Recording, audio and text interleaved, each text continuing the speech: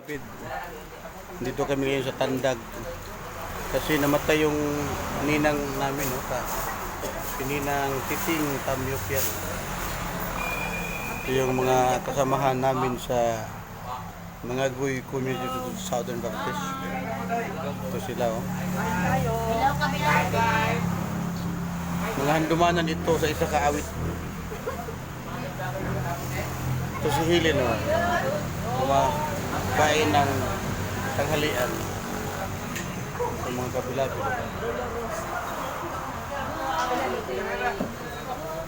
O yung parender na kaibigan namin galing England, ito mga kabilapid, pumunta sa Tandag kasi best friend ito ng ang kaibigan naming pumunta na sa heaven, friend of Nelia Tamyok.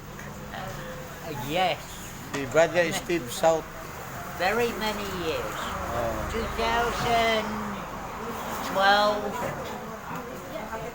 2011, 2012, 13. Okay.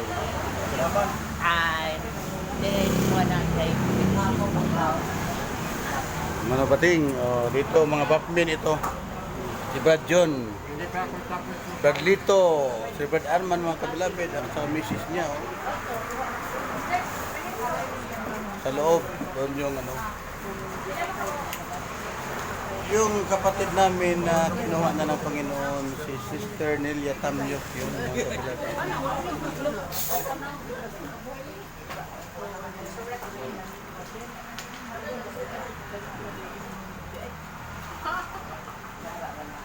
Tanghalian.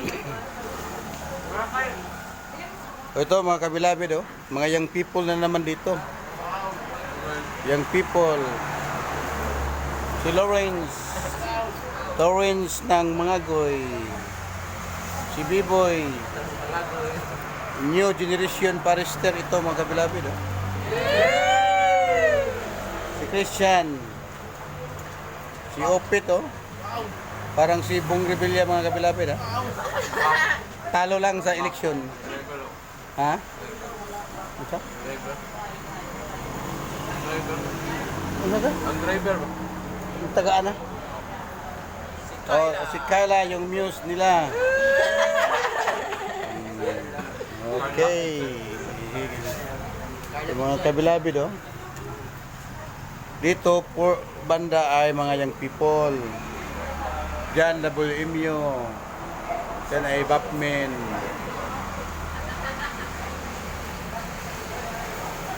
Kita na. May mga program dito every night. Sila yung naka-sponsor sa mga kabilabid.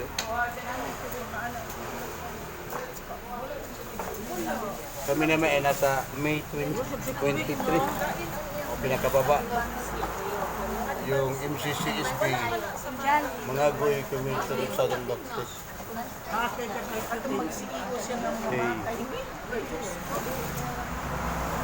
Karon pa ko kita ni mga wala si Kuya John. Karon pa kita.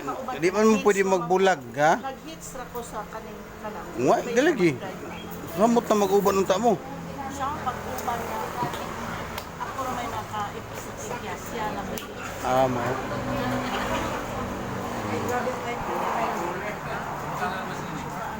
Pasok tayo sa loob mga kabilabid, itur ko kayo.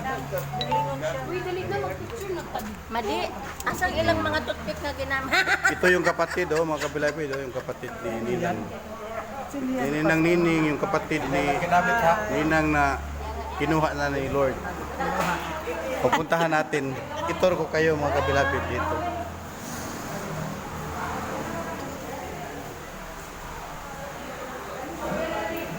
Ayan, si Ninang Nelia Montenegro Tamyok. Yung birthday niya ay March 26, 1953. At pumanaw siya sa May 14, 1925. Nandyan siya mga kabilabid.